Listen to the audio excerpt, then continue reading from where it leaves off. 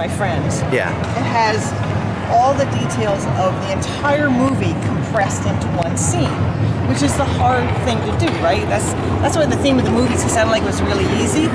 You could either pick one scene, or you could pick, as this is, the entire movie, right, and try to show all the details. So there's Miss Lonely Hearts, you know, committing suicide with her pills and her bourbon down at the bottom, and then there's the songwriter being frustrated.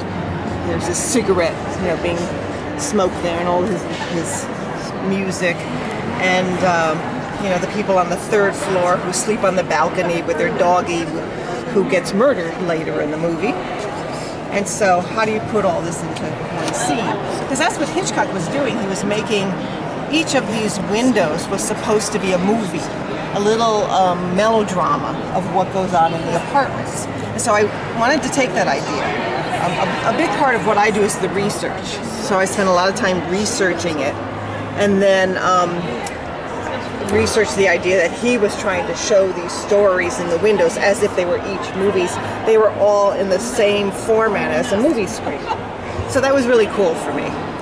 And so, but you have to, in a miniature, you have to condense a scene into the space you have.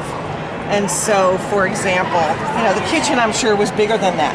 But essentially, what do you need from that kitchen? You need the saw and the knife and the newspaper, because that's all that takes place there. And the same thing with his chair, with the clue that he had murdered his wife, which is the red bag and her wedding ring. And so, and the telephone that he sits there and talks to his girlfriend with. And that you don't need anything else. You know, you could add a lot of extra stuff, but if you could figure out how to make the essence of a scene with your accessories, then you have it. And so that's what I was trying to do. And I think a good miniaturist can do that, and can use accessories to do that. Really high quality ones, perfectly scaled ones. This is not a dollhouse. We always talk about these miniature settings as either a movie set or a stage set. And they're not dollhouses, they're not to play with. They're to imagine a world that you step into and experience whatever it is that world provides you. So that